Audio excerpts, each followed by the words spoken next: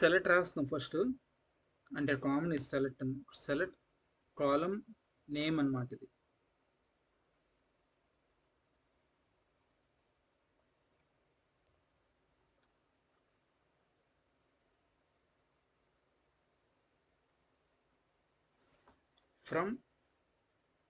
From రాసిన తర్వాత ఏం రాస్తాం? టేబుల్ నేమ్ కదా.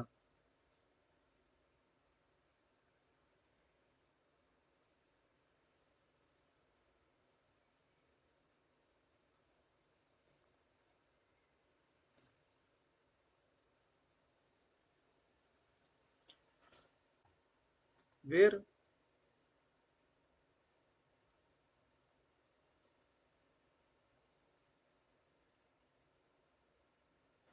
ఇక్కడ ఏం రాస్తాం? కాలం నేమ్ కదా.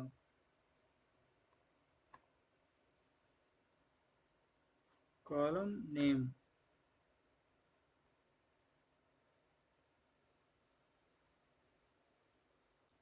Equal to select. మళ్ళీ ఇందులో సెలెక్ట్ రాస్తే అదే దీన్నే క్వైరీ ఇన్సైడ్ అనదర్ క్వైరీ అంటామండి. సెలెక్ట్ అంటే సెలెక్ట్ స్టేట్మెంట్ రాసిన తర్వాత స్టార్ట్ మళ్ళీ ఇందులోకి వచ్చి మళ్ళీ బ్రాకెట్లో సెలెక్ట్ అని రాస్తామండి. అందుకే క్వైరీ ఇన్సైడ్ అనదర్ క్వైరీ అని చెప్పాను మీకు ముందు స్టార్టింగ్లో. సెలెక్ట్ కాలం నేమ్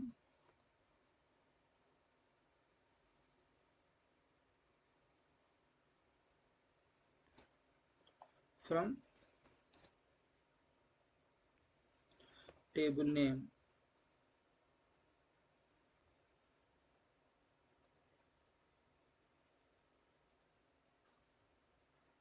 బ్రాకెట్ క్లోజ్ చేసింది. ఇక్కడ మనకి సెమికోలన్ వస్తుంది. సో ఇంతేనండి. లోపల ఉన్న క్వైరీని సబ్ క్వైరీ అంటారు. ఈ లోపల ఉంది కదా ఈ క్వైరీని, దీన్ని సబ్ క్వైరీ అంటారండి. ఓకే, ఇప్పుడు అర్థమైంది కదా మీ సబ్ క్వైరీ అంటే ఏంటో. క్వైరీ ఇన్సైడ్ అనదర్ క్వైరీని సబ్ క్వైరీ అంటాం. సో ఈ క్వైరీ రాసాం కదా, లోపల ఇంకో క్వైరీ రాసాం కాబట్టి దీన్ని సబ్ క్వైరీ అంటున్నాం. ఒక సింపుల్ ఎగ్జాంపుల్ చెప్తానండి.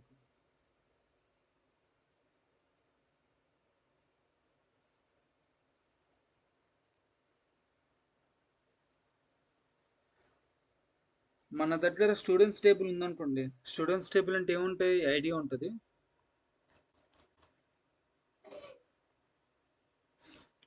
ఇలా ఇలా ఎక్స్క్లమేటర్ ఎందుకు పెట్టానంటే మీకు గుర్తు అనమాట. అంటే లైన్లో ఉంచుకోండి. ఐడి తర్వాత నేమ్ ఉంది.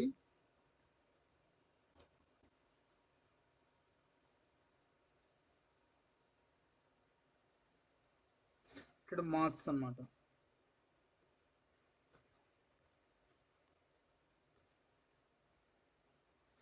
ఐడి 1 అని ఉంది. ఐడి 1 అని ఇచ్చాం. నేమ్ వచ్చి రామ్ ఇద్దాం. రామ్.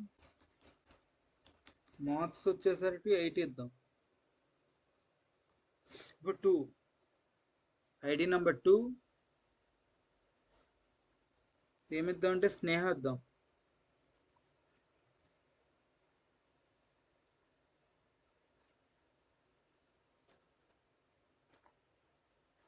స్నేహకి 90 మార్క్స్ వచ్చాయి. అంటే అవుట్ ఆఫ్ 100కి 90 వచ్చాయి. ఇప్పుడు థర్డ్ది ఏమొచ్చింది? ఇప్పుడు కిరణ్ ఇద్దాం. ఈ నేమ్స్ అని జస్ట్ నేను ఎజ్యూమ్ చేస్తున్నానండి, మీకు నచ్చిన నేమ్స్ పెట్టుకోవచ్చు. ఇక్కడ 70 వచ్చాయి కిరణ్కి. సో ఈ టేబుల్ ఉంది కదా, దీని స్టూడెంట్స్ టేబుల్ అంటున్నాం. సో మన క్వశ్చన్ ఏంటంటే హైయెస్ట్ మార్క్స్ వచ్చిన స్టూడెంట్ ఎవరు? ఇది మనం ఫైండ్ అవుట్ చేయాలంటే మామూలుగా ఈ 3 కాలమ్స్ ఉన్నప్పుడు మన టేబుల్ చూసి చెప్పవచ్చు. కానీ మనకి వర్క్ చేస్తున్నప్పుడు 100,000 కాలమ్స్ ఉంటాయి. మనం అలాంటప్పుడు కష్టం కదా. సో అప్పుడు మనం క్వైరీస్ రాస్తాం. ఏంటంటే సెలెక్ట్ నేమ్ కదా కావాలి మనకి.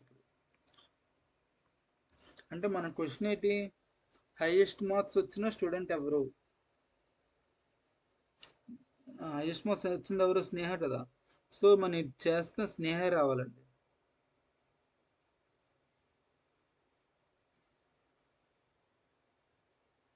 Select name from students table కదా.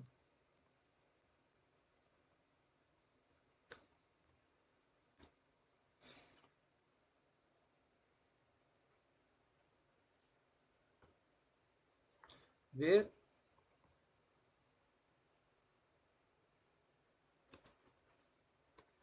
మార్క్స్ ఈక్వల్ టు ఇందులో హైయెస్ట్ మార్క్స్ మనకు కావాల్సింది. మీరు ఎక్కడ రాస్తాను గుర్తుపెట్టుకోవడానికి.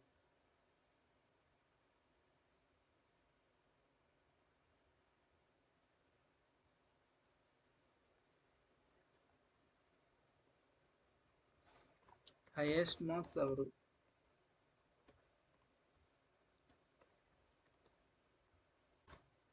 అంటే హూ గాట్ హైయెస్ట్ మార్క్స్ అని అనవచ్చు, లేకపోతే హైయెస్ట్ మార్క్స్ ఎవరు అని అనొచ్చు. ఇప్పుడు where marks equal to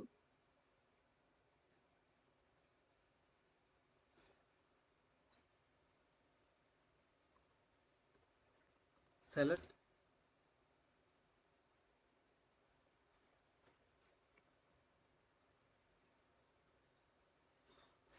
max of marks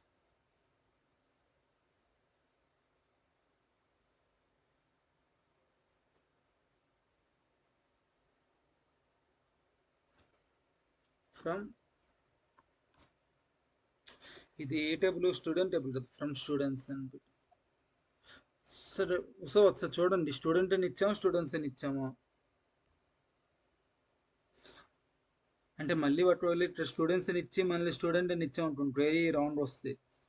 ఏంటి వస్తుంది అంటే మంచి ఎర్రర్ వస్తుంది అనమాట. ఏం ఎర్రర్ అంటే స్టూడెంట్ అని టేబుల్ డిఫైన్ చేయలేదు బ్రో అని వస్తుంది. స్టూడెంట్స్ టేబుల్ మనం డిఫైన్ చేయలేదు అని వస్తుంది. సో అందుకు మనం ఇక్కడ ఏమి స్పెల్లింగ్ ఇచ్చామో అసలు చూసుకుని మళ్ళీ ఇప్పుడు అదే స్పెల్లింగ్ ఇవ్వాలండి. మళ్ళీ అసలు చూడడంలో తప్పలేదు కదా.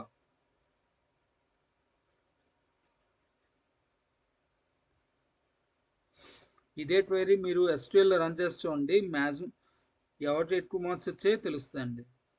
కాబట్టి రన్ చేసి చూపిస్తానండి. ఇప్పుడు ఈ క్వైరీ రాస్తాను కదా, దీన్ని మనం కాపీ చేసి SQL లో పేస్ట్ చేసి చూద్దాం.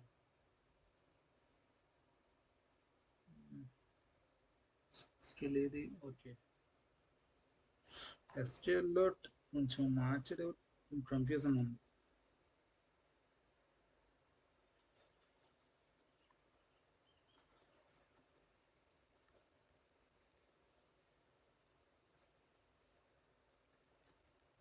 సరే, కాపీ అవ్వలేదు. సో ఇది ఒకసారి కాపీ చేశాను. మళ్ళీ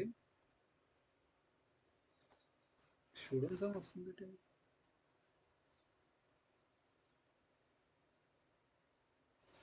ఓకే,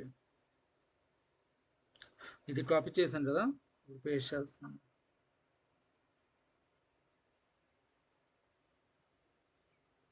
ఓకే, ఇప్పుడే సరిపోయింది, ఏం ఎర్రర్ లేదు. ఎగ్జిక్యూట్ చేసి చూద్దాం. సో మనకి హైయెస్ట్ మార్క్స్ వచ్చిన స్టూడెంట్ ఎవరు? స్నేహ కదా. మనం ఇచ్చిన 3 కాలమ్స్ కాబట్టి మనం ఒకసారి రిఫర్ చేయడానికి మనం మళ్ళీ చేసుకోవచ్చండి. ఇలాగా సెలెక్ట్ స్టార్ ఫ్రమ్ స్టూడెంట్స్ అని కొడితే వచ్చేస్తుంది. స్నేహ కదా మన ఆన్సర్. చేసి చూద్దాం అండి ఒకసారి.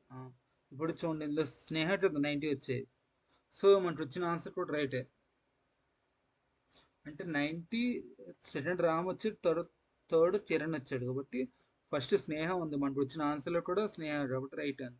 అంతేనండి, స్నేహ రావాలి. స్నేహ వచ్చింది కదా, ఇది ఎగ్జిక్యూట్ చేసాం. మీ క్వైరీ అర్థమైంది అనుకుంటున్నాను. అర్థం అవ్వడానికి ఏం లేదండి. చూడండి, ఫస్ట్ సెలెక్ట్ నేమ్ అంటే మనకు కావాల్సిన నేమ్ కాబట్టి నేమ్ కాలం కాబట్టి నేమ్ ఫ్రమ్ టేబుల్ పేరేంటి? స్టూడెంట్స్ కదా, స్టూడెంట్స్ అని ఇచ్చాను కదా. మనకి మార్క్స్ కండిషన్ ఏంటి? హైయెస్ట్ మార్క్స్ ఎవరికి వచ్చాయని. కాబట్టి where marks equal to select maximum of marks from students. అంటే మ్యాక్సిమం మార్క్స్ ఎవరికి వచ్చాయి అని ఇచ్చాము ఫ్రమ్ స్టూడెంట్స్ టేబుల్. అంతేనండి.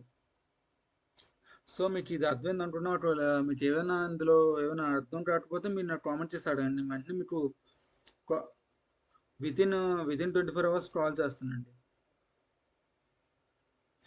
ఇందులో అర్థం అవ్వడానికి ఏం లేదండి, అంతే సింపుల్ అండి.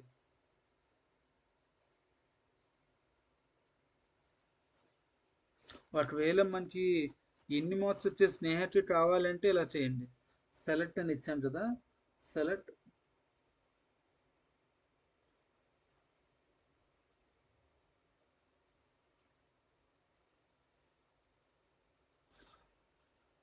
మన మార్క్స్ రావాలి కాబట్టి హైయెస్ట్ మార్క్స్ ఎంత వచ్చాయి అని తెలుసుకోవడానికి అండి. సెలెక్ట్ ఇచ్చాము, తర్వాత మ్యాక్సిమం మ్యాక్సిమం ఫంక్షన్ యూస్ చేస్తారు ఇక్కడ. మ్యాక్సిమం ఆఫ్ మార్క్స్ కదా, MARKS. సో ఎంతనండి maximum of marks from students. ఇదంతా అవసరం లేదండి, వేర్ అనేది అవసరం లేదు, ఎందుకంటే ఈ కండిషన్ ఇచ్చింది దేనికోసం, మనకి స్టూడెంట్ నేమ్ కోసం కదా, అంటే ఎవరి పేరు రావాలని తెలుసుకోవడం కోసం ఇచ్చాం. కానీ మ్యాక్సిమం మార్క్స్ అని ఫ్రమ్ స్టూడెంట్స్ అని ఇచ్చేస్తే సింపుల్గా ఎగ్జిక్యూట్ చేసాను, 91 వస్తుంది. చెప్పానా, 91 వచ్చింది. ఒకవేళ మనకి ఈ column name no column name అని కాకుండా మనకి మన నచ్చింది రాష్ట్రాలు ఉంటుంది, అలియా స్టేట్మెంట్ యూస్ చేస్తాం. అంటే యాజ్ మ్యాక్సిమం ఆఫ్ మార్క్స్ అని పెడితే చాలండి. ఇప్పుడు ఇది రన్ చేస్తే నో కాలం ప్లేస్లో మ్యాక్సిమం ఆఫ్ మార్క్స్ వస్తుందండి. ఎగ్జిక్యూట్ చేసి చూపిస్తాను. ఇది స్మాల్ అయి ఉంటుంది.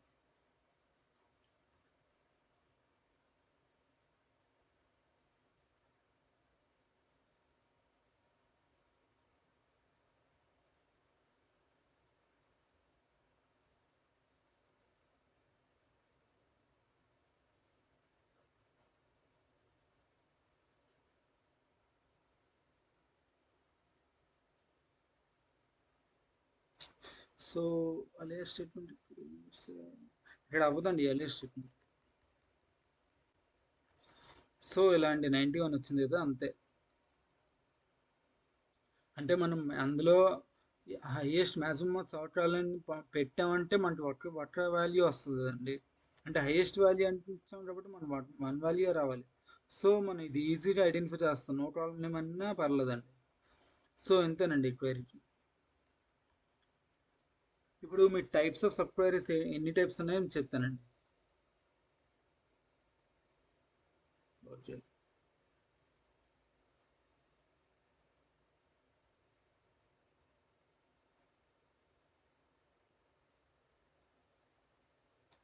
సబ్ క్వైరీస్లో 2 మెయిన్ టైప్స్ ఉన్నాయండి.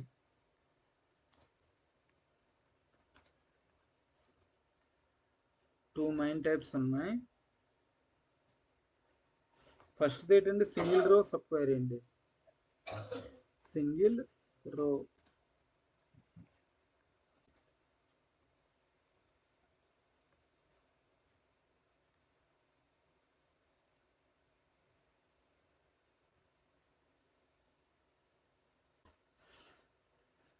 ఇది ఫస్ట్ దండి. 2 మెయిన్ టైప్స్ అని చెప్పాను కదా, అందులో ఫస్ట్ ఇది.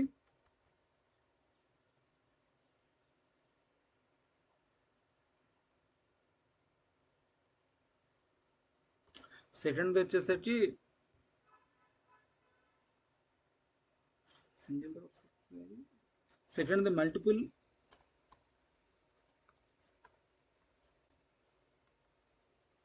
రో సబ్ క్వైరీ అండి. ఇది మీకు ఇంటర్వ్యూలో అడిగే ఛాన్స్లు ఉంటాయండి, సో ఒకసారి గుర్తుపెట్టుకోండి.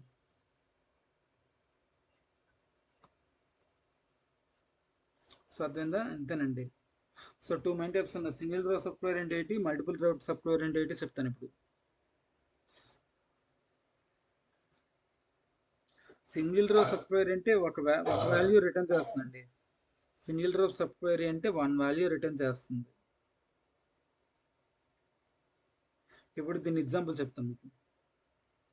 ఇందాక స్టూడెంట్స్ టేబుల్ తీసుకున్నాం.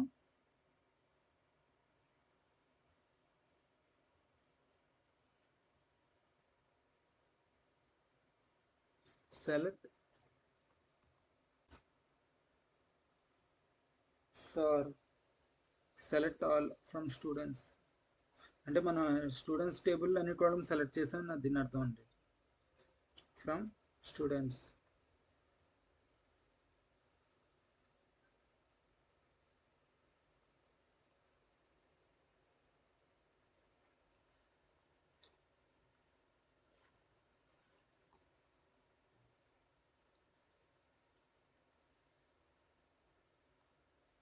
Wear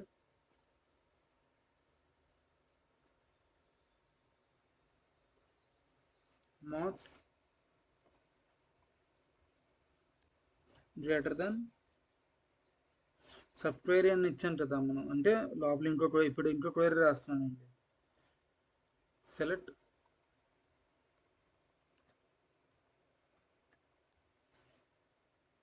average of marks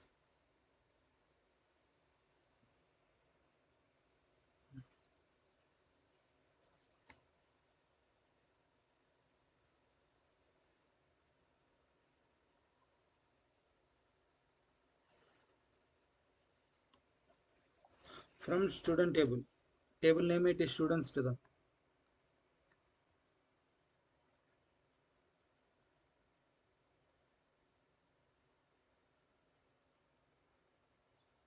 so ఇలా ఇస్తామండి.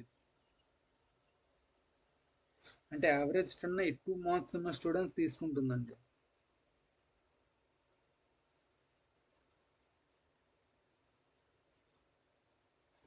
ఇక్కడ క్లోజ్ బ్రాకెట్ ఇచ్చాం, తర్వాత సెమికోలన్. సో ఇలా ఇస్తే మనకి యావరేజ్ ఎన్ని మార్క్స్ వచ్చాయో సెలెక్ట్ చేస్తుంది. అంటే మార్క్స్ యావరేజ్ కన్నా ఎక్కువ మార్క్స్ ఉన్న స్టూడెంట్స్ని తీసుకుంటుందండి. ఇలా వస్తే మరి ఇదే క్వైరీ మనం రన్ చేసి చూద్దాం.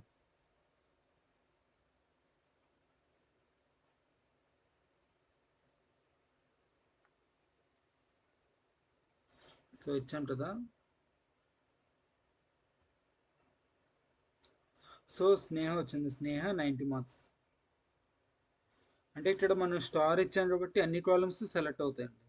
అలా కాకుండా ఒక ఓన్లీ వన్ స్పెసిఫిక్ కాలం కావాలంటే ఇక్కడ ఇవ్వచ్చు, నేమ్ కానీ లేకపోతే మార్క్స్ కానీ ఏదో ఒకటి ఇచ్చేసి రన్ చేస్తే మనకి ఆ స్పెసిఫిక్ కాలం మాత్రం వస్తుంది, అన్నీ రావు. మన స్టార్ అంటే దీని అర్థం ఏంటి? ఎస్క్యూఎల్లో స్టార్ అంటే అన్ని కాలమ్స్ సెలెక్ట్ అవ్వాలి అని చెప్తున్నట్టండి. సో ఇలా వేస్తాము. ఇప్పుడు మల్టిపుల్ రో సబ్ క్వైరీ అంటే ఏంటి చెప్తాను. సింగిల్ రో క్వైరీ మీకు అర్థమైంది కదా. సింగిల్ రో సబ్ క్వైరీ అంటే ఏంటో, ఇది ఏంటంటే వాట్ వాల్యూ రిటర్న్ చేస్తుంది. చెప్పండి కదా, వాట్ వాల్యూ రిటర్న్ చేస్తుంది కదా మనకి. ఇక్కడ ఓన్లీ వన్ వాల్యూ రిటర్న్ చేసింది కదా, కాబట్టి దీన్ని సింగిల్ రో సబ్ క్వైరీ అంటాం. దెన్ సెకండ్ ఏంటి? మల్టిపుల్ రో సబ్ క్వైరీ అంటే చాలా వాల్యూస్ రిటర్న్ చేస్తుందండి. దీని చెప్తాను, ఇది కూడా ఎగ్జాంపుల్ చెప్తాం కాదు.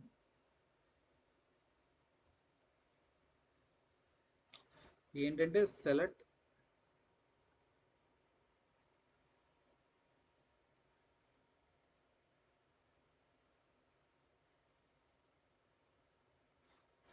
నేమ్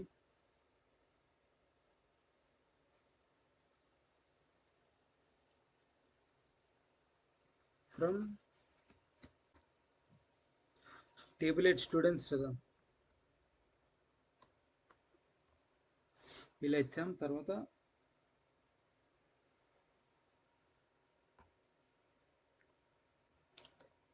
వేర్ ఐడి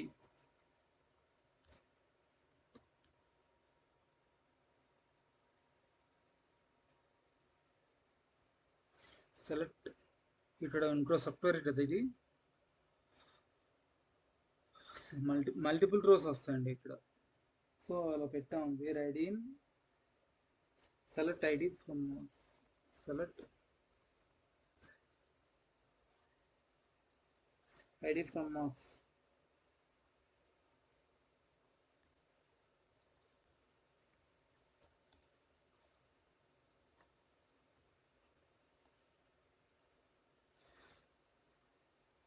సో అంతేనండి, ఇది మల్టిపుల్ రోస్ ఆఫ్ క్వైరీకి ఎగ్జాంపుల్ ఇది. సో ఇది మీకు కాపీ చేసి ఇందులో పేస్ట్ చేస్తానండి. ఏమైనా ఎర్రర్స్ ఉంటే తెలిసిపోతుంది. ఓకే,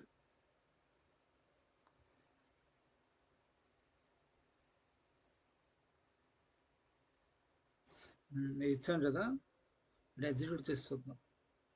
చూసారా, నేమ్స్ రాము స్నేహ ఇద్దరు వచ్చారు కాబట్టి మల్టిపుల్ రోస్ సబ్ క్వైరీ అంటే ఇదేంటి అంటే మల్టిపుల్ రోస్ అంటే 2 or more వస్తాయండి. మనం టూ టూ వచ్చిన కాబట్టి సరిపోయింది.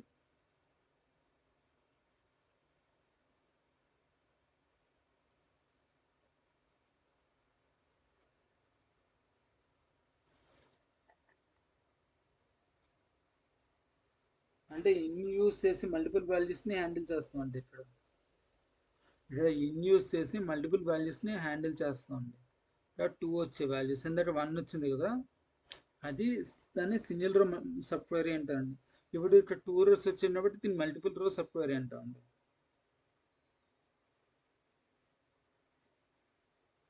మీకు ఒక ఇంపార్టెంట్ పాయింట్ చెప్తాను. సింగిల్ వాల్యూ వస్తే యూస్ చేయొచ్చండి, మల్టిపుల్ వాల్యూస్ వస్తే ఇన్ యూస్ చేయాలండి. మనం ఇన్ యూస్ చేసాం అంటే మల్టిపుల్ వాల్యూస్ రావాలి కాబట్టి మనం ఇన్ యూస్ చేసామండి. సో అదండి. అదే సింగిల్ వాల్యూ వస్తే యూస్ చేయొచ్చండి, సెమికాలన్ యూస్ చేయొచ్చండి సింగిల్ వాల్యూ వస్తే.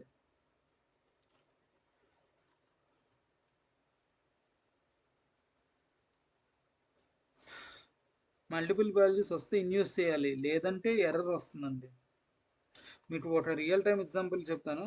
రియల్ టైంలో ఎలా యూస్ చేస్తామని చెప్తాను.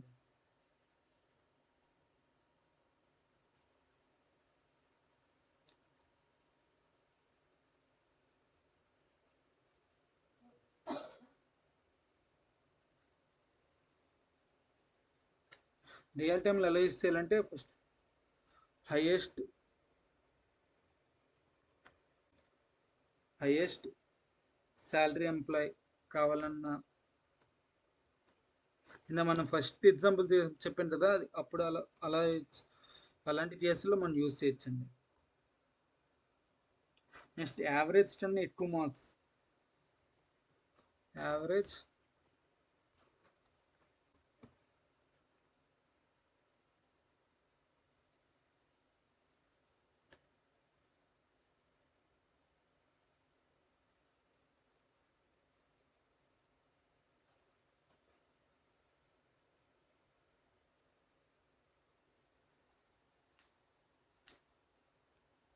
ఎవరెస్ట్ అండ్ ఎక్కువ మంత్స్. నెక్స్ట్ ఏంటంటే స్పెసిఫిక్ డిపార్ట్మెంట్ ఎంప్లాయీస్ కావాలన్నా, అంటే ఒక స్పెసిఫిక్ డిపార్ట్మెంట్ ఎంప్లాయీస్ లేకపోతే ఈసీ డిపార్ట్మెంట్ ఎంప్లాయీస్ కానీ లేకపోతే మెకానికల్ డిపార్ట్మెంట్ ఎంప్లాయీస్ కానీ కావాలన్నా మనం ఇది యూస్ చేయొచ్చండి.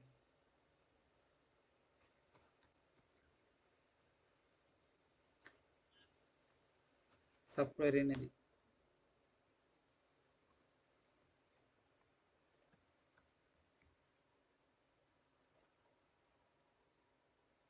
అందుకే సబ్ క్వెరీస్ చాలా ఇంపార్టెంట్ అండి, చాలా యూస్ఫుల్ అండి. సో ఇంటర్వ్యూ క్వశ్చన్స్ మీకు ఇస్తాను, ఒక 2 ఉంటాయండి, అవి మీకు ఇస్తాను. ఇంటర్వ్యూ క్వశ్చన్స్ మెయిన్లీ ఇప్పుడు ఈ క్లాస్లో చెప్పిన ఇంటర్వ్యూ క్వశ్చన్స్ మీకు ఒక టూ ఇంపార్టెంట్ క్వశ్చన్స్ ఇస్తానండి, అది మీరు ప్రిపేర్ అవ్వండి. ఎందుకంటే మంచిది, ఒకవేళ అడిగితే మీరు అప్పుడు మళ్ళీ వెతుక్కోవడం కన్నా ఇప్పుడు ముందు ప్రిపేర్ అయిపోవడం బెస్ట్ కదా. ఫస్ట్ ఏంటంటే సబ్ క్వెరీ అంటే ఏంటి,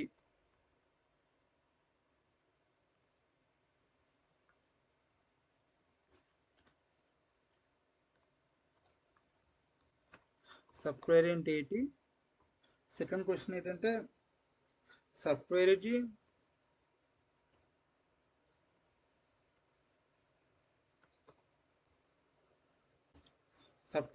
జాయిన్ డిఫరెన్స్ అంటే డిఫరెన్స్ ఏంటి, జాయిన్ కి డిఫరెన్స్ ఏంటి.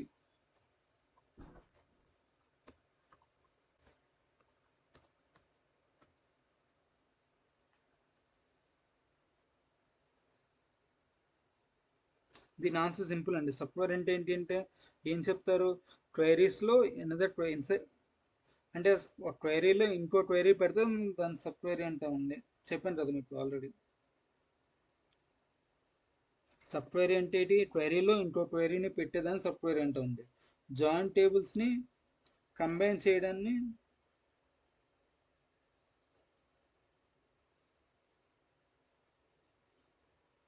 ఇప్పుడు సబ్ క్వైరీ చెప్పండి. జాయింట్ డిఫరెన్స్ అంటే ఏంటో చెప్తానండి. జాయింట్ డిఫరెన్స్ అంటే టేబుల్స్ని కంబైన్ చేయడాన్ని దాని జాయిన్ డిఫరెన్స్ అంటాం. సో టుడే మనం సాఫ్ట్వేర్ కాన్సెప్ట్ కంప్లీట్గా చూసాం. నెక్స్ట్ క్లాస్లో ఇంకా అడ్వాన్స్ టాపిక్స్ చూద్దామండి. If you like this video like share and subscribe చేయండి. Thank you guys. Thank you. See you in day 20 అండి. Thank you.